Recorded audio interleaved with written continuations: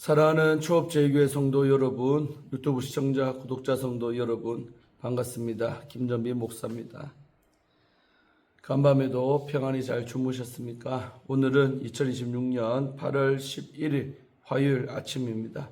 오늘도 주 안에서 복된 하루 되시기를 주의 이름으로 축원드립니다. 제가 기도하고 오늘의 말씀 묵상을 시작합니다. 하나님 감사합니다. 간밤에도 저희들 지켜주시고 또 새날을 우리에게 선물로 주셔서 감사합니다. 선물로 주어진 이 하루를 내 뜻대로가 아니라 하나님 뜻대로 살게 하시며 하나님의 영광을 드러내는 일에 우리의 삶이 정말 쓰여질 수 있도록 도와주시옵소서. 그리하여 이 아침에도 하나님 말씀을 묵상하오니 하나님 말씀을 묵상하며 나를 향한 주님의 음성을 듣게 하시고 나를 향한 하나님의 마음을 느끼게 하시고 나를 향한 하나님의 뜻이 무엇인가 깨달을 수 있도록 도와주시옵소서. 성령께서 이 시간도 붙잡아 주실 줄로 믿습니다. 예수님 이름으로 간절히 기도드리옵나이다. 아멘. 할렐루야. 좋은 아침입니다. 함께 오늘도 말씀 묵상하실 본문은 에스겔서 38장 14절에서 23절까지의 말씀입니다. 우리 개역 개정판으로 한번 다 같이 읽도록 하겠습니다. 인자야, 너는 또 예언하여 고객에 이르기를 주 여호와께서 이같이 말씀하시기를 내 백성 이스라엘이 평안히 거주한 날에 네가 어찌 그것을 알지 못하겠느냐. 네가 네 고국 땅 북쪽 끝에서 많은 백성 곧 다 말을 탄 큰 무리와 능한 군대와 함께 오되 구름이 땅을 덮은 같이 내 백성 이스라엘을 치러 오리라. 고가 끝날에 내가 너를 이끌어다가 내 땅을 치게 하리니 이는 내가 너로 말미암아 이방 사람의 눈 앞에서 내 거룩함을 나타내어 그들이 다 나를 알게 하려 함이라. 주 여호와께서 이같이 말씀하셨느니라. 내가 옛적에 내 종 이스라엘 선지자들을 통하여 말한 사람이 네가 아니냐. 그들이 그때 여러 해 동안 예언하기를 내가 너를 이끌어다가 그들을 치게 하리라. 그날에 곡이 이스라엘 땅을 치러 오며 내 노여움이 내 얼굴에 나타나리라. 주 여호와의 말씀이니라. 내가 질투와 맹렬한 노여움으로 말하였거니와 그날에 큰 지진이 이스라엘 땅에 일어나서 바다의 고기들과 공중의 새들과 들의 짐승들과 땅에 기는 모든 벌레와 지면에 있는 모든 사람이 내 앞에서 떨 것이며 모든 산이 무너지며 절벽이 떨어지며 모든 성벽이 땅에 무너지리라. 주 여호와의 말씀이니라. 내가 내 모든 산 중에서 그를 칠 칼을 부르리니 각 사람이 칼로 그 형제를 칠 것이며 내가 또 전염병과 피로 그를 심판하며 쏟아지는 폭우와 큰 우박덩이와 불과 유황으로 그와 그 모든 무리와 그와 함께 있는 많은 백성에게 비를 내리듯 하리라. 이같이 내가 여러 나라의 눈에 내 위대함과 내 거룩함을 나타내어 나를 알게 하리니 내가 여호와인 줄을 그들이 알리라. 아멘. 네, 오늘도 본문 말씀을 먼저 주의할 때 은혜 받으시기를 바랍니다. 자, 오늘 14절에서 16절 석절의 말씀은 고개 침공과 여호와의 숨겨진 목적이 나오고 있습니다. 여호와께서는 에스겔에게 곡을 향한 신탁을 선포하라고 명하십니다. 이것은 미래에 이루어질 일들을 예언하는 형식의 말씀입니다. 14절의 핵심 내용은 내 백성 이스라엘이 평안히 거주하는 날에 네가 어찌하여 그것을 알지 못하겠느냐라는 말씀입니다. 발신자는 하나님이시고 전달자는 에스겔이며 수신자는 곡입니다. 이 신탁은 곡이 어느 시점에 이스라엘이 평안히 거주하는 상태를 목격할 것이고 그것을 침공의 신호로 받아들일 것을 예언합니다. 따라서 이 구절의 초점은 이스라엘의 상황 자체보다 곡이 그 상황을 어떻게 판단하느냐에 맞춰져 있습니다. 곡은 이스라엘이 외견상 평온해 보이는 시점을 최적의 공격 기회로 판단할 것입니다. 자, 15절 16절은 곡의 군대가 북방 끝에서 무서운 기세로 몰려오는 장면을 생생하게 묘사합니다. 네가 내 고국 땅 북방 쪽 끝에서 많은 백성 곧 다 말을 탄 큰 무리와 능한 군대와 함께 오되 구름이 땅을 덮은 같이 내 백성 이스라엘을 치러 오리라. 전통적으로 이스라엘 위협하는 세력은 북방에서 내려왔습니다. 곡 역시 북방 끝에서 압도적인 기세로 내려옵니다. 방어가 허술해 보이는 이스라엘의 평온한 상태와 또 이 곡의 막강한 군사력은 극명한 대조를 이룹니다. 인간의 눈으로 보면 완벽한 학살이 예견되는 순간입니다. 그런데 16절 하반절은 뜻밖의 반전을 선언합니다. 곡이 스스로 결정한 침략 계획이 사실은 하나님의 영광을 드러내는 도구라는 것입니다.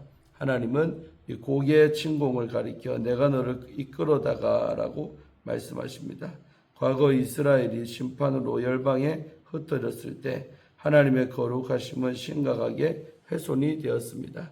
그러나 하나님이 그들을 고국 땅으로 돌아오게 하심으로써 그 거룩하심이 다시 입증이 되었습니다.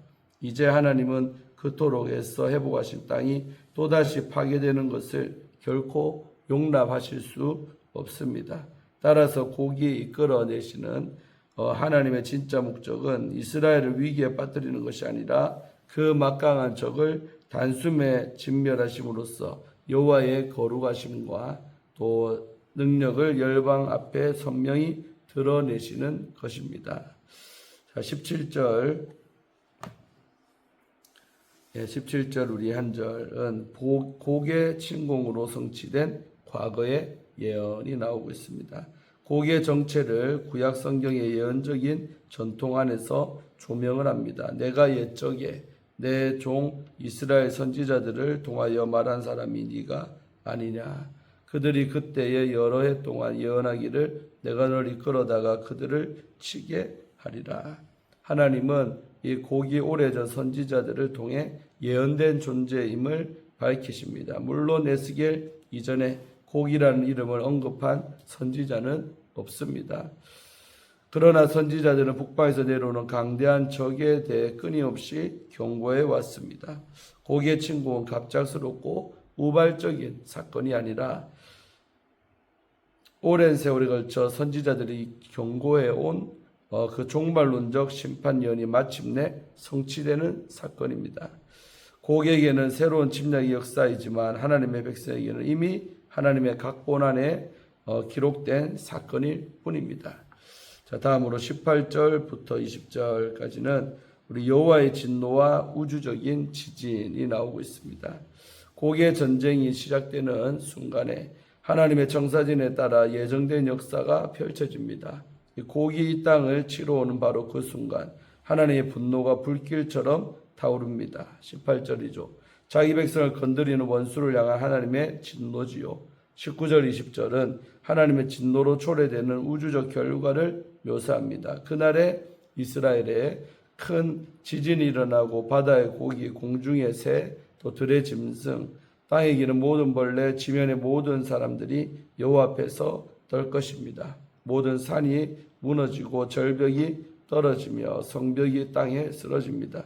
이것은 단순한 자연현상이 아닙니다.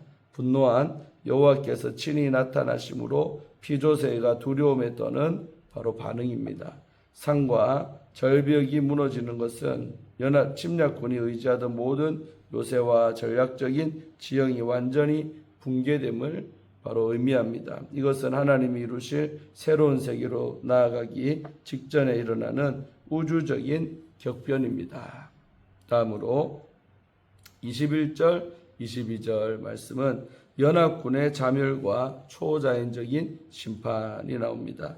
자연의 격변에 이어 이번에는 침략군 내부에서 변화가 일어납니다.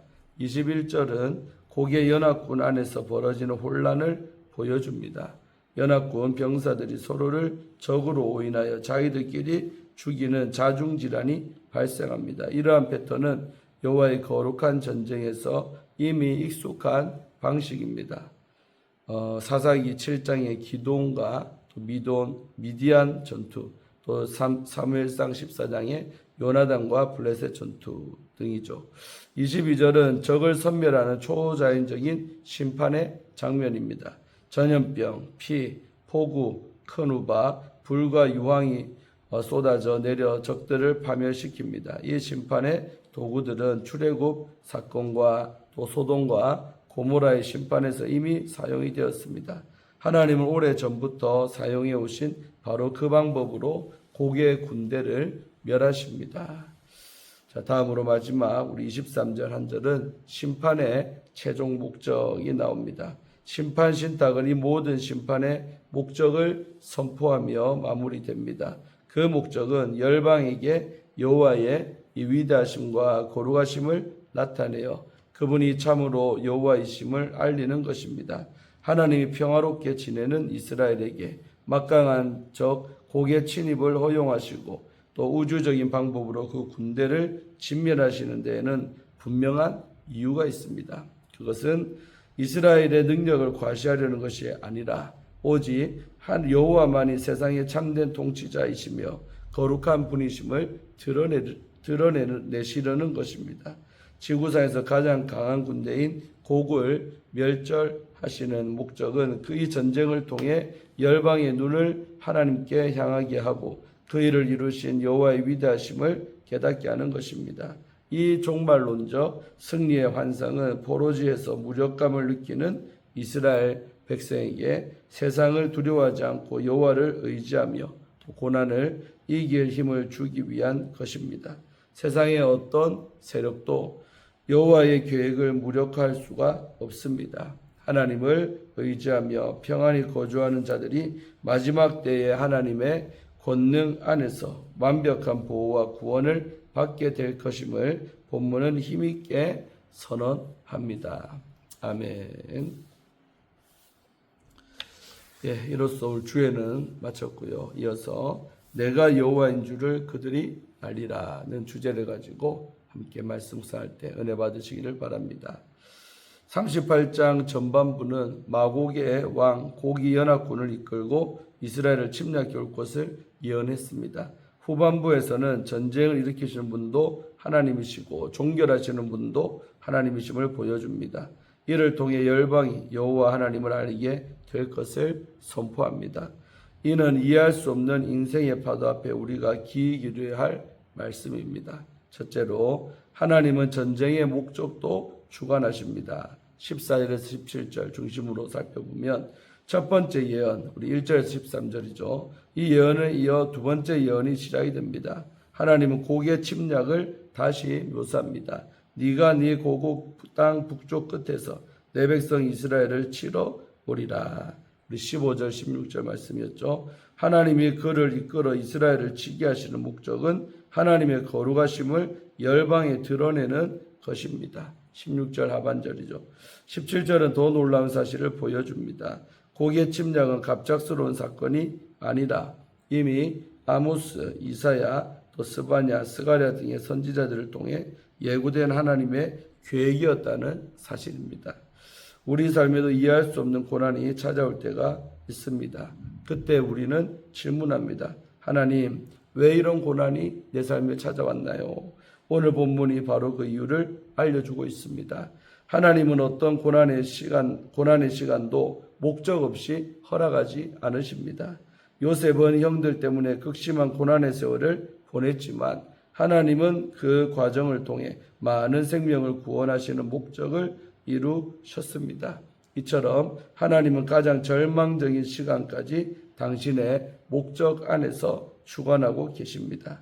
둘째로 하나님이 친히 전쟁에 개입하십니다. 18절에서 22절까지 말씀 중심으로 보면 하나님의 진노가 폭발합니다. 고기 이스라엘 땅을 치러 오면 내 노여움이 내 얼굴에 나타나리라. 19절은 좀 더 구체적으로 묘사합니다. 내가 질투와 맹렬한 노여움으로 말미하였거니와 그날에 큰 지진이 이스라엘 땅에 일어나서, 여기서 질투는 이스라엘을 향한 하나님의 사랑을 말해줍니다. 하나님의 질투와 노여움은 구체적인 심판으로 나타납니다. 대지진으로 모든 피조물이 하나님의 임재 앞에 떨 것입니다. 19절 20절이죠. 22절에는 심판의 도구들이 모두 나열됩니다. 우리 매튜 헨리는 이 심판에 대해 다음과 같이 설명을 합니다. 역병으로 사내립의 군대를 치셨고 소돔과 고모라에는 불과 유황을, 옛 세상에는 홍수를 내리셨다. 고기의 멸망에는 이 모든 심판이 한꺼번에 직결된다. 이처럼 어떤 대적도 하나님의 진노 앞에 설 수가 없습니다. 셋째로 하나님은 모든 것을 통해 자신을 드러내십니다. 23절 한 절 중심으로 보면 다시 한번 이 모든 사건의 목적이 선언이 됩니다. 내가 여러 나라 눈에 내 위대한 것의 거룩함을 나타내어 나를 알게 하리니 내가 여호와인 줄을 그들이 알리라. 히브리어 본문에는 이 동사 베이트 갓 딜티 내가 스스로를 크게 하리라와 또 베이트 카딧 슈티 내가 스스로를 거룩하게 하리라가 병행을 이루고 있습니다. 하나님이 당신의 크심과 거룩하심을 스스로 나타내신다는 말씀입니다. 내가 여호와인 줄을 그들이 알리라는 목적을 위해 이스라엘이 포로에 잡혀가고 마른 뼈들이 살아나고 분열된 두 왕국이 하나가 되고 곡이 멸망하게 되는 것임을 보여줍니다. 전능하신 하나님 손안에 전쟁의 시작과 끝이 있습니다. 따라서 이 전쟁의 주관자 하나님께 날마다 감사와 영광을 올려드려야 합니다. 사랑하는 우리 초업제교회 성도 여러분, 또 유튜브 우리 성도님들, 본문은 하나님의 절대 주권을 우리에게 보여줍니다. 이 모든 일의 궁극적인 목적은 이것입니다. 내가 여호와인 줄을 알게 하려 함이라. 우리 삶에 이해되지 않는 고난과 어려운 상황이 있습니까? 우리 삶에 그 모든 상황을 통해 하나님의 위대하심과 거룩하심이 나타날 것입니다. 매일 마주하는 영적 전쟁터에서 하나님을 더욱 의지하고 찬양하는 우리 모든 성도님들 되시기를 주의 이름으로 축복합니다. 아멘. 마지막으로 우리 김다위 목사님 쓰신 하나님 마음에 맞는 사람이라는 책의 일부분을 읽어드리고 마치려고 합니다. 암을 진단받은 한 선교사의 사모님이 이렇게 말씀하셨습니다. 목사님, 저 괜찮아요. 정말 괜찮아요. 주님이 살아계시잖아요. 그분에게는 진행된 암보다 살아계신 하나님이 참된 현실이었습니다. 암 투병 중이던 유정옥 사모님의 책 울고 있는 사람과 함께 울 수 있어서 행복하다. 에는 우리 대진표 선수의 이름 바꾸기라는 제목의 글이 있습니다. 소년 다윗과 장군 골리앗이 싸우면 누가 보아도 다윗이 집니다. 그러나 하나님과 골리앗이 싸우면 누가 보아도 골리앗이 집니다. 나는 요즘 내 삶의 대진표를 다시 짜고 있다. 내 이름을 빼고 하나님의 이름으로 바꾸는 일이다. 예를 들면 유정옥과 말기암이 싸우면 누가 봐도 유정옥이 진다. 그러나 하나님과 말기암이 싸우면 누가 봐도 말기암이 진다. 나는 하루 종일 내 삶을 힘들게 하는 모든 문제와 나 혼자 끙끙대면서 맞섰던 일에 하나님의 이름을 함께 놓는 대진표 선수 이름 바꾸기 작업을 한다. 그러면 나에게 맹수처럼 달려오던 그 많은 두려움이 사라지고 꼭 이기고 말겠다는 안달도 없어지고 오히려 적수가 안 되는 상대방 선수에게 차나포를 떼어주는 여유와 넉넉한 인심과 사랑을 베풀게 된다. 그 후에 오는 것은 당연히 부전승임을 확실히 믿고 있기 때문이다. 아멘. 아주 은혜가 되는 마지막 글이었습니다. 오늘 큐티를 마치기입니다. 오늘도 말씀 붙들고 승리하시기를 바랍니다. 기도하고 오늘의 말씀 묵상을 마칩니다. 하나님 감사합니다. 오늘 이 말씀을 우리에게 깨닫게 하시고 묵상케 하셔서 정말 하나님 우리 삶의 주인이심을 다시 한 번 더 우리가 믿습니다.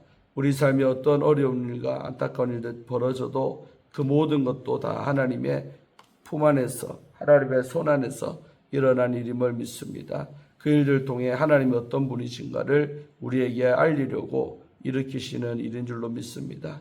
그래서 우리가 그런 하나님의 목적을 늘 깨닫게 하셔서 그 상황 그 문제에 빠지는 것이 아니라 그 너머에 있는 하나님을 알게 하시고 하나님의 의도를 깨닫게 하시며 아버지의 마음을 늘 알고 살아가는 저희가 될 때 정말 하나님이 우리를 볼 때 기뻐하실 줄로 믿습니다. 아버지 하나님 그 하나님만을 의지하며 살아가는 저희가 다 되게 하여 주옵소서. 감사드렸고 예수님 이름으로 간절히 축복하며 기도합니다. 아멘.